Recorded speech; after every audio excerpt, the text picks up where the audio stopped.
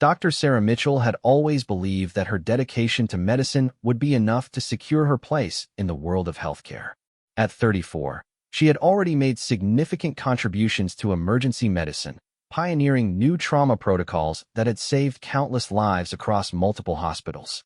Her colleagues respected her innovative approaches, and patients often requested her specifically when they arrived at St. Mary's General Hospital, where she had worked for the past 8 years.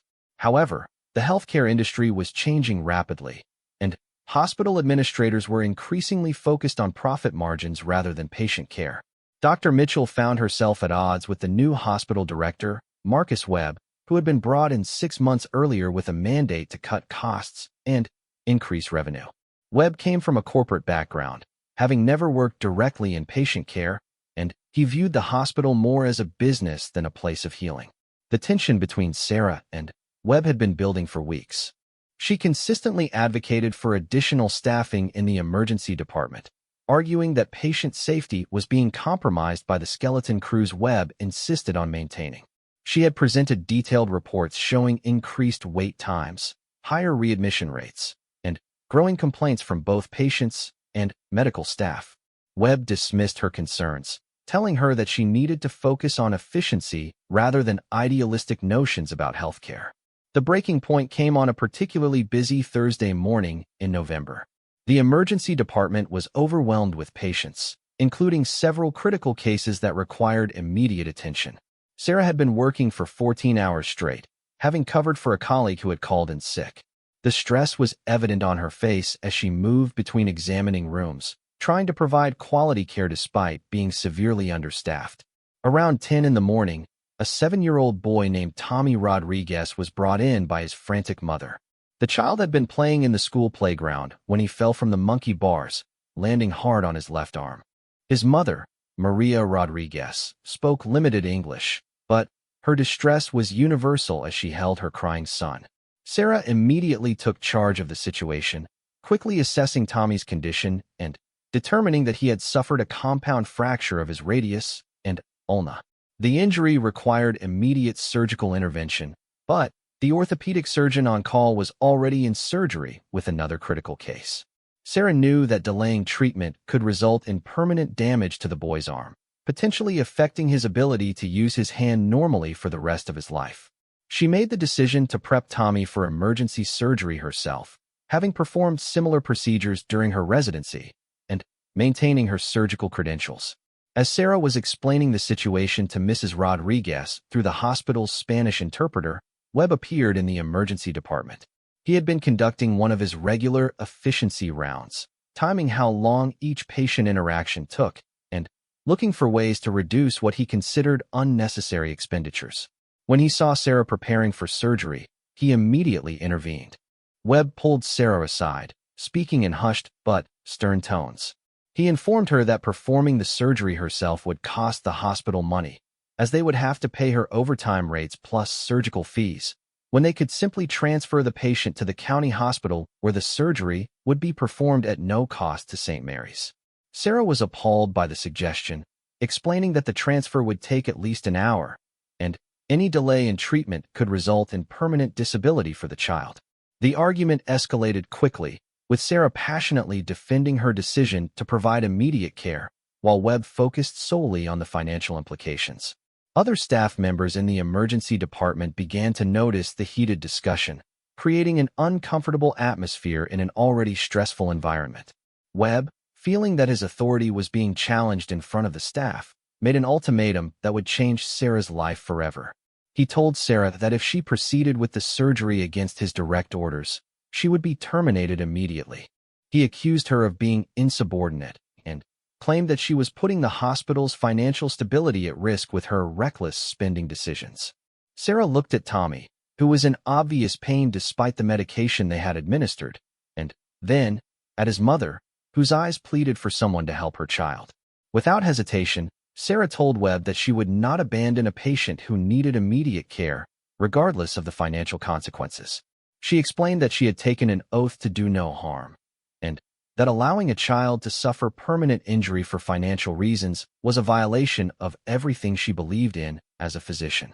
Webb's face reddened with anger, and he immediately called hospital security. Within minutes, 2 security guards appeared in the emergency department.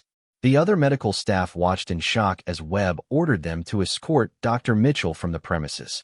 Sarah requested a few minutes to arrange for another physician to take over Tommy's care, but Webb refused, stating that her employment was terminated effective immediately and that she needed to leave the building. The scene that unfolded next was surreal and heartbreaking. Sarah, still wearing her scrubs and stethoscope, was escorted through the hospital corridors while patients and colleagues looked on in disbelief.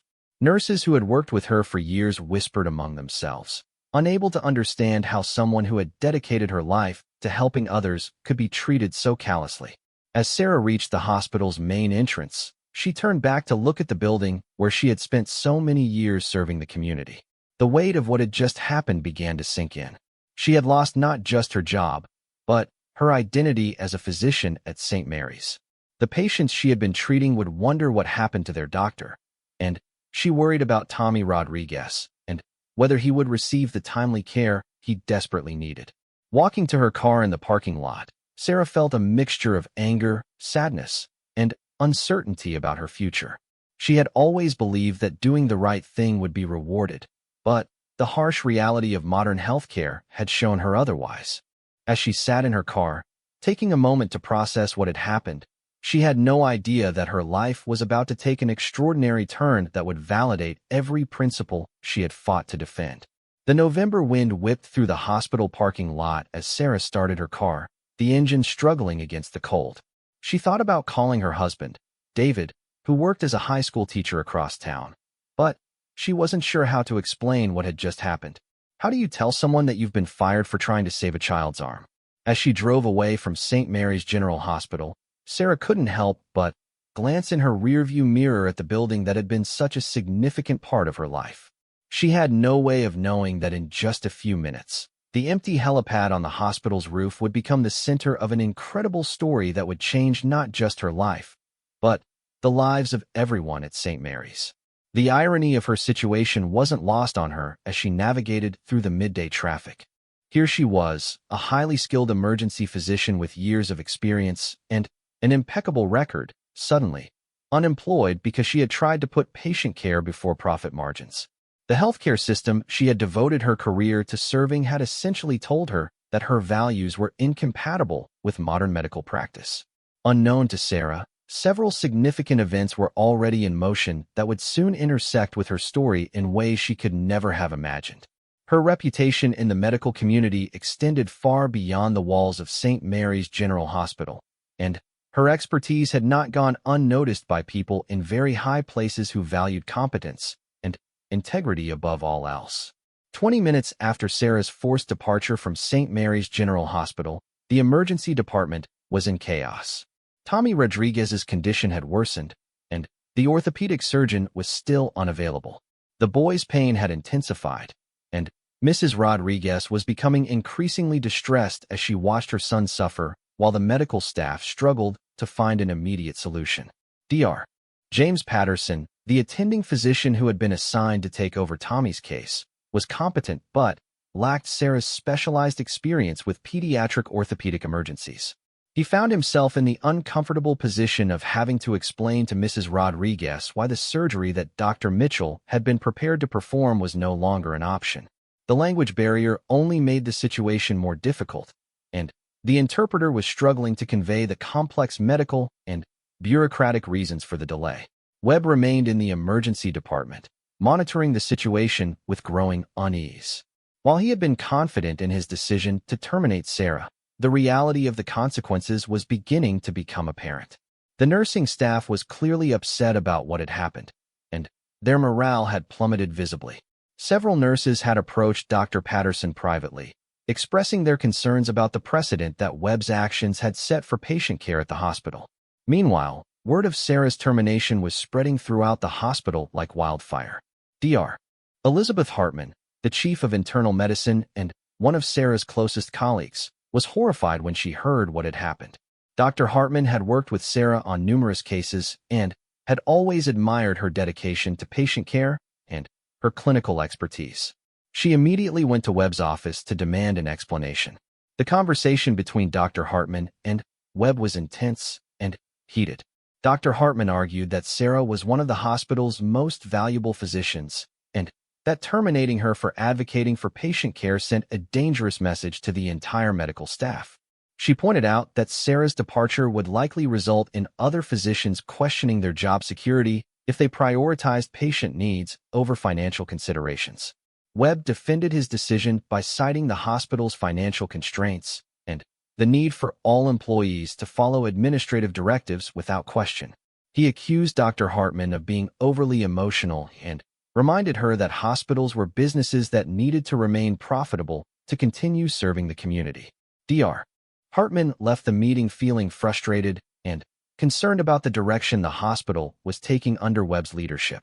As news of the incident spread beyond the hospital walls, it reached the ears of people who had professional connections to Sarah through various medical conferences and professional organizations. Dr. Robert Chun, who worked as a civilian contractor for the military's Medical Research Division, had attended several emergency medicine symposiums where Sarah had presented her innovative trauma protocols. He had been impressed by her knowledge and had even recommended her work to his colleagues in the military medical community. Dr. Chun happened to be at the Pentagon that morning, attending a meeting about emergency medical response capabilities for military personnel. During a break in the meeting, he received a call from a mutual colleague who told him about Sarah's termination at St. Mary's. Dr. Chun was surprised and concerned, knowing Sarah's reputation and expertise in trauma medicine. The timing of this information was particularly significant because the meeting Dr. Chun was attending was focused on a critical shortage of experienced trauma physicians in military medical facilities. The military had been struggling to recruit and retain qualified emergency medicine specialists, particularly those with expertise in treating complex trauma cases. Sarah's background and experience made her exactly the type of physician the military desperately needed. Dr. Chun immediately thought of Admiral Patricia Sullivan, the director of Naval Medical Operations, who had been present at the Pentagon meeting. Admiral Sullivan had been expressing frustration about the difficulty of finding qualified civilian physicians who could work effectively in military medical environments. She had emphasized the need for doctors who could make quick decisions under pressure and who prioritized patient care above all other considerations. During the lunch break, Dr. Chin approached Admiral Sullivan and told her about Sarah's situation. He described Sarah's expertise, her dedication to patient care, and the circumstances of her termination. Admiral Sullivan was immediately interested, recognizing that Sarah's experience and values aligned perfectly with what the Navy's medical corps needed. Admiral Sullivan had been dealing with a particularly challenging situation at the Naval Medical Center. They had been searching for a chief of emergency medicine who could revolutionize their trauma protocols and train other military physicians in advanced emergency procedures. The position required someone with extensive experience, proven leadership skills, and an unwavering commitment to saving lives regardless of external pressures. The Admiral made a series of phone calls during the lunch break, speaking with colleagues who could provide additional information about Sarah's background and qualifications. Every person she spoke with gave glowing recommendations, describing Sarah as one of the most skilled and dedicated emergency physicians they had ever worked with. Several mentioned her innovative approaches to trauma care and her ability to remain calm and effective in high-pressure situations. By the end of the lunch break, Admiral Sullivan had made a decision that would change Sarah's life forever. She authorized an immediate recruitment effort, instructing her staff to prepare an offer package that would be impossible for Sarah to refuse. The package would include a significant salary increase, comprehensive benefits, opportunities for research and development, and the chance to work with cutting-edge medical technology that wasn't available in civilian hospitals. The Admiral also made another decision that would create a dramatic moment at St. Mary's General Hospital. She ordered that a Navy helicopter be dispatched to retrieve Sarah immediately, both as a demonstration of how seriously the military valued her expertise and as a way to expedite the recruitment process. The helicopter was already on standby at a nearby military base, part of a routine training exercise, so it could be redirected to St. Mary's within minutes. As these events were unfolding, Sarah was still driving home, completely unaware that her professional life was about to take an extraordinary turn. She had stopped at a red light and was checking her phone when she saw several missed calls from numbers she didn't recognize. Assuming they might be related to her termination, she decided to wait until she got home before returning the calls. Back at St. Mary's Hospital, the situation with Tommy Rodriguez had reached a crisis point. The delay in surgical intervention was causing increased swelling around the fracture site, making the eventual surgery more complicated and risky. Dr. Patterson was doing his best to manage the situation, but he knew that every minute of delay was potentially compromising the child's long-term prognosis. Mrs. Rodriguez had become increasingly agitated, sensing that something was seriously wrong even though she didn't understand all the medical details. She kept asking about the female doctor who had been helping her son earlier, not understanding why she had suddenly disappeared. The interpreter was struggling to explain the situation without causing additional distress. Several nurses in the emergency department were openly criticizing Webb's decision, arguing among themselves about whether they should contact the hospital's board of directors or the state medical board. The atmosphere in the department had become tense and uncomfortable, with staff members questioning whether they could continue working in an environment where patient care was secondary to financial considerations. Webb, sensing the growing unrest among his staff, called a quick meeting with the department heads to address the situation. He attempted to frame Sarah's termination as a necessary disciplinary action for insubordination, but the other physicians weren't convinced. Dr. Patterson, in particular, expressed concerns about the message this sent to the medical staff and questioned whether it would affect the hospital's ability to recruit and retain quality physicians. The meeting was interrupted by a call from the hospital's public relations department. Local media outlets had somehow learned about Sarah's termination and were asking for statements from the hospital. Webb realized that the situation was spiraling beyond his control and that he would need to do damage control quickly to protect the hospital's reputation. Unknown to everyone at St. Mary's, the sound of helicopter rotors was already approaching from the distance, carrying with it an opportunity that would vindicate Sarah's principles and demonstrate the value that others placed on her dedication to patient care. The next few minutes would transform what appeared to be a career-ending disaster into the beginning of an extraordinary new chapter in Sarah's professional life. Sarah had just pulled into her driveway when her phone rang with yet another unfamiliar number. This time, she decided to answer, thinking it might be a colleague who had heard about her termination. Instead, she heard a crisp, professional voice identifying itself as Lieutenant Commander Marcus Thompson from the Naval Medical Operations Office. The conversation that followed was unlike anything Sarah had ever experienced. Lieutenant Commander Thompson explained that Admiral Sullivan had learned of her situation and was interested in discussing an immediate opportunity with the Navy's Medical Corps. Sarah was initially skeptical, wondering if this was some kind of elaborate prank, but the detailed knowledge the caller had about her background and qualifications quickly convinced her that the call was legitimate. Lieutenant Commander Thompson explained that they needed her to return to St. Mary's Hospital immediately, where a Navy helicopter would be waiting to transport her to a meeting with Admiral Sullivan. Sarah was stunned by the speed and urgency of the request, but something about the opportunity excited her in a way she hadn't felt in years. The idea of working in an environment where patient care was truly the top priority was incredibly appealing after her experience with Webb's profit-focused approach. As Sarah drove back towards St. Mary's, her mind raced with possibilities. She had always respected the military's approach to medicine, having attended several conferences where military physicians had presented innovative trauma techniques developed under extreme conditions. The opportunity to work with cutting-edge medical technology and to train other physicians in life-saving techniques was exactly the kind of challenge she had been seeking. Meanwhile, at St. Mary's Hospital, the distinctive sound of helicopter rotors was beginning to be heard in the distance. Several people in the hospital looked up curiously, wondering why a helicopter would be approaching when no medical emergencies had been called in. The hospital's helipad was rarely used except for the most critical trauma cases that required transport to specialized facilities. Webb was in his office, on the phone with the hospital's board chairman, trying to explain the morning's events in a way that would minimize any potential backlash. He was arguing that his decision to terminate Sarah was justified based on her insubordination and failure to follow administrative directives. The board chairman was asking pointed questions about the potential legal and public relations implications of the termination. The conversation was interrupted when Webb's secretary knocked on his door urgently. She informed him that a military helicopter had just landed on the hospital's roof and that several Navy personnel were asking to speak with him immediately. Webb was confused and concerned, wondering if there had been some kind of military medical emergency that required the hospital's assistance. When Webb reached the helipad, he was met by Lieutenant Commander Thompson and two other Navy officers. Lieutenant Commander Thompson identified himself and explained that they were there to meet with Dr. Sarah Mitchell regarding an urgent military medical matter.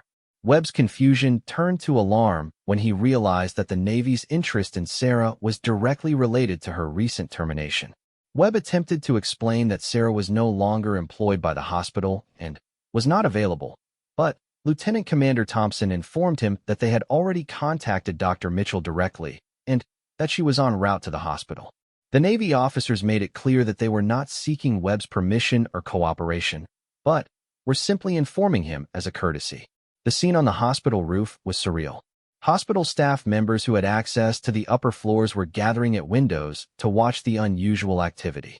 Word was spreading quickly throughout the building that a military helicopter had landed and that it was somehow connected to Dr. Mitchell's termination. The nurses who had been upset about Sarah's firing were particularly interested in these developments.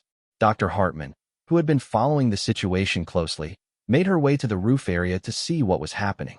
When she learned that the Navy was there specifically for Sarah, she felt a mixture of vindication and satisfaction.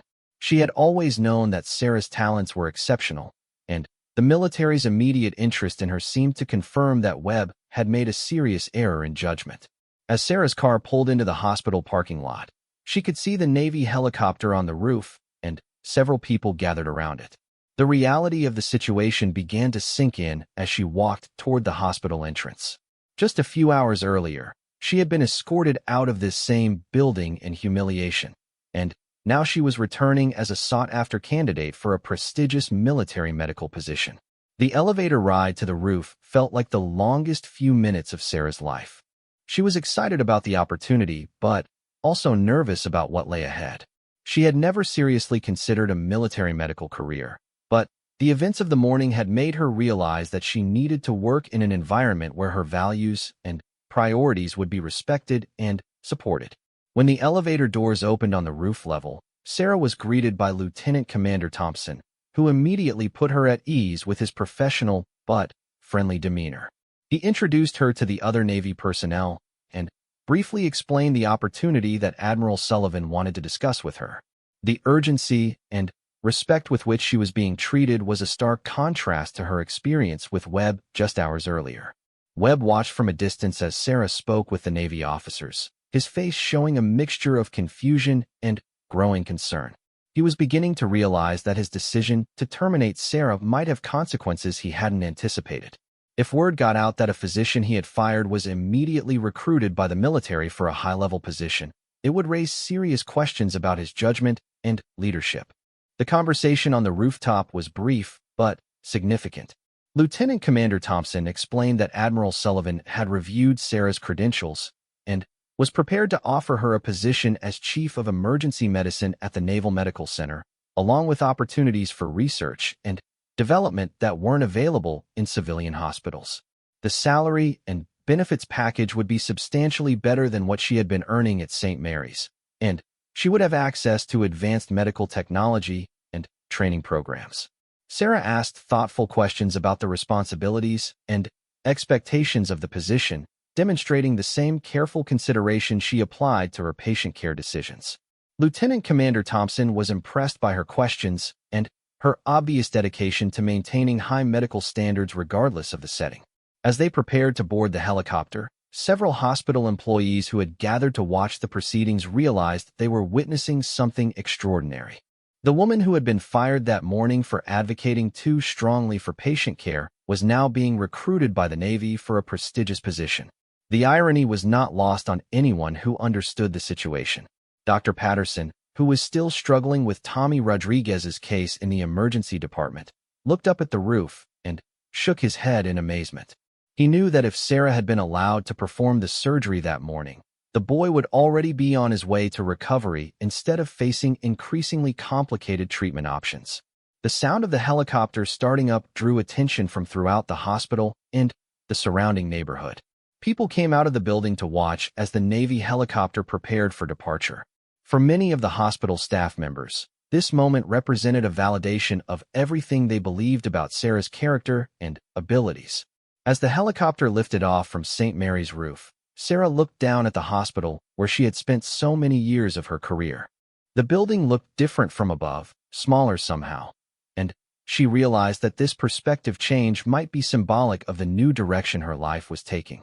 She was leaving behind the limitations and frustrations of a system that prioritized profits over patience, and moving toward an opportunity where her skills and dedication would be truly valued. The flight to the Naval Medical Center gave Sarah time to process the incredible events of the day. That morning, she had been a terminated emergency physician with an uncertain future. Now, she was flying in a military helicopter toward what could be the most rewarding opportunity of her career. The dramatic reversal seemed almost too incredible to be real, but the steady thrum of the helicopter rotors assured her that this was indeed happening. Webb stood on the hospital roof long after the helicopter had disappeared from view, contemplating the implications of what had just occurred. The other department heads who had witnessed the scene were already discussing among themselves what this meant for the hospital's reputation and future ability to recruit quality physicians. Webb realized that his decision that morning might have far-reaching consequences that extended well beyond Sarah's individual situation. The helicopter touched down at the Naval Medical Center just as the afternoon sun was beginning to cast long shadows across the sprawling military complex. Sarah stepped out onto the helipad, immediately struck by the efficiency and organization that characterized everything around her. Personnel moved with purpose, medical equipment was state-of-the-art, and there was an unmistakable sense that patient care was the absolute priority in this environment. Admiral Sullivan was waiting personally to greet Sarah, a gesture that spoke volumes about how seriously the Navy viewed this recruitment opportunity. The Admiral was an impressive woman in her early 50s, with silver hair and sharp blue eyes that conveyed both authority and compassion. Her presence commanded respect, but her warm handshake and genuine smile immediately put Sarah at ease. The tour of the Naval Medical Center that followed was unlike anything Sarah had ever experienced. The emergency department was equipped with the latest medical technology, including advanced imaging systems, robotic surgical assistants, and telemedicine capabilities that allowed consultation with specialists around the world in real time. The staff-to-patient ratios were generous, ensuring that every patient received immediate and thorough attention. Admiral Sullivan explained that the military's approach to emergency medicine was fundamentally different from civilian hospitals. In military medicine, the focus was entirely on saving lives and maintaining the health of service members, with cost considerations being secondary to patient outcomes. This philosophy aligned perfectly with Sarah's own values and the principles that had gotten her fired from St. Mary's just hours earlier. During their conversation, Admiral Sullivan shared some of her own experiences as a military physician, describing how she had risen through the ranks by consistently prioritizing patient care over bureaucratic concerns. She told Sarah about the innovative research projects being conducted at the Naval Medical Center, including studies on advanced trauma treatment protocols that had applications both in combat situations and civilian emergency medicine. The position Admiral Sullivan was offering went far beyond a typical emergency medicine role. Sarah would be responsible for developing new training programs for military medics and physicians, conducting research on trauma treatment innovations, and serving as a liaison between military medical facilities and civilian hospitals during disaster response situations. The scope of the opportunity was exactly the kind of challenge that Sarah had been seeking throughout her career. As they discussed the details of the position, Sarah learned that her reputation in the medical community had been well known to military medical personnel long before that morning's events. Several of her published papers on trauma protocols had been adopted by military medical units, and her presentations at medical conferences had been attended by numerous military physicians who had recommended her expertise to their superiors. Admiral Sullivan was particularly impressed by Sarah's response to the morning's crisis at St. Mary's. Rather than seeing her termination as a negative mark on her record, the Admiral viewed it as evidence of Sarah's unwavering commitment to patient care and her willingness to stand up for her principles even when facing personal consequences. These were exactly the qualities the military valued most in its medical personnel. Meanwhile, back at St. Mary's Hospital, the aftermath of the morning's events was continuing to unfold in ways that Webb had not anticipated. News of Sarah's dramatic recruitment by the Navy was spreading throughout the local medical community, with colleagues and former patients expressing outrage at her treatment by the hospital administration. Social media posts about the incident were beginning to go viral, with many people sharing stories of positive experiences they had had with Dr. Mitchell. The situation with Tommy Rodriguez had finally been resolved, but not without significant complications that could have been avoided if Sarah had been allowed to perform the surgery immediately. The delay in treatment had resulted in increased swelling and nerve involvement that would require additional surgeries and extended rehabilitation. Mrs. Rodriguez, when she finally understood what had happened, was devastated to learn that her son's injuries had been worsened by administrative decisions rather than medical necessity. Dr. Hartman and several other physicians at St. Mary's had begun discussing the possibility of filing formal complaints with the state medical board about Webb's interference with patient care decisions. They argued that administrators should not be making medical decisions that could affect patient outcomes, and that Webb's actions had set a dangerous precedent that could compromise patient safety throughout the hospital. The hospital's board of directors was facing increasing pressure to investigate Webb's decision-making and leadership style. Several major donors to the hospital had called to express concerns about the direction the institution was taking, and there were rumors that some physicians were considering leaving St. Mary's to work at other facilities where they would have more autonomy in patient care decisions. Local news outlets had picked up the story of Sarah's termination and subsequent recruitment by the Navy, turning it into a human interest story that highlighted the broader issues facing healthcare in America. The dramatic image of a Navy helicopter landing on a hospital roof to recruit a physician who had been fired for advocating for patient care captured the public's imagination and sparked widespread discussion about healthcare priorities. Sarah's husband David had been following the day's events with amazement and pride. When she called him from the Naval Medical Center to explain what was happening, he could hear the excitement and renewed sense of purpose in her voice. The opportunity represented everything she had been hoping to find in her medical career: challenging work, advanced technology, supportive leadership, and an environment where patient care was truly the top priority. The formal offer that Admiral Sullivan presented to Sarah exceeded her expectations in every way. The salary was significantly higher than what she had been earning at St. Mary's. The benefits package was comprehensive, and she would have access to continuing education opportunities that would advance her skills and knowledge. Perhaps most importantly, she would be working with colleagues who shared her commitment to excellence in patient care. Sarah accepted the position on the spot, recognizing that this opportunity represented a perfect alignment of her personal values and professional goals. Admiral Sullivan was pleased but not surprised by her quick decision, having been confident that Sarah would recognize the value of what the Navy was offering her. The paperwork and security clearance processes that normally would have taken weeks were expedited to allow Sarah to begin her new position immediately. The Navy's urgent need for her expertise, combined with her existing background checks and professional credentials, made it possible to fast-track her integration into the military medical system. As Sarah prepared to return home to gather her belongings and make arrangements for her transition to military service, she reflected on the extraordinary events of the day. That morning, she had thought her career was potentially ruined by her unwillingness to compromise her principles.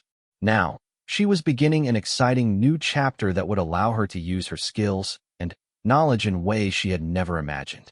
The helicopter flight back to St. Mary's to retrieve her car was symbolic of how dramatically her circumstances had changed. She was returning to the same hospital where she had been humiliated and dismissed, but now as a naval officer with a prestigious new position and the backing of the entire military medical establishment. When the helicopter landed on the hospital roof for the second time that day, an even larger crowd had gathered to witness Sarah's return. Hospital employees, patients, and Members of the general public who had heard about the story were all curious to see the conclusion of this remarkable tale. Webb watched from his office window as Sarah walked confidently toward her car, accompanied by naval personnel who treated her with obvious respect and deference.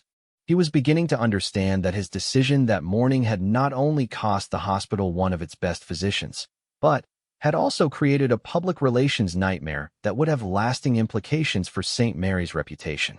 As Sarah drove away from St. Mary's General Hospital for what would likely be the last time as a civilian, she felt a profound sense of gratitude for the unexpected turn her life had taken. The principles that had cost her a job had ultimately led her to an opportunity that was far better than anything she could have imagined. Her commitment to putting patients first had been validated in the most dramatic way possible, and she was excited about the challenges and opportunities that lay ahead in her new career as a naval medical officer. The story of Dr. Sarah Mitchell's termination and immediate recruitment by the Navy became a legendary tale within the medical community, serving as an inspiration to healthcare professionals who sometimes felt pressured to compromise their principles for administrative or financial reasons. Her experience demonstrated that unwavering commitment to patient care and medical ethics, even in the face of personal consequences, could ultimately lead to extraordinary opportunities and professional fulfillment.